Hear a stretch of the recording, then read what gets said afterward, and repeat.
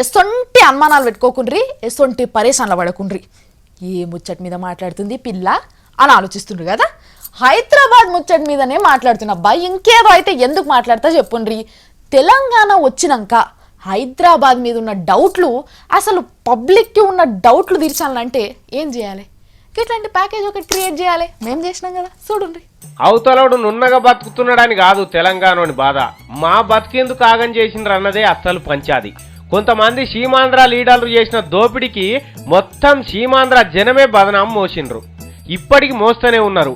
కానీ ఎసొంటి కల్మషం లేని సీమాంధ్ర అన్నలకు, తల్లులకు, అయ్యలకు తెలంగాణ ఎప్పటికి రుణపడే ఉంటది.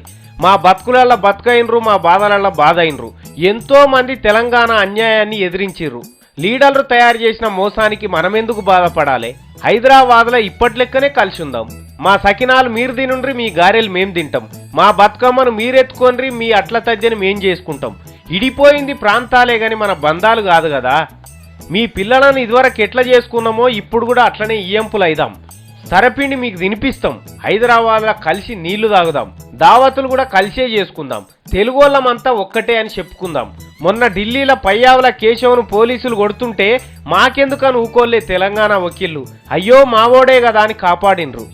ఇప్పుడు కూడా అంతే. మీ ఆపత వస్తే మేముంటాం, మా ఆపత వస్తే మీరుండాలి. హైదరాబాద్లో ఎక్కడెక్కడ రాష్ట్రం వల్ల వచ్చి బతుకుతున్నారు. వాళ్ళకు లేని ఆపతి మీకెందుకు వస్తుందని భయపడుతున్నారన్న. 60 ఏళ్ల సంధి మా కోసం ఏం పడ్డాం కానీ ఎవరిని గోస పెట్టలే. ఇప్పుడు కూడా అట్లనే ఉందాం.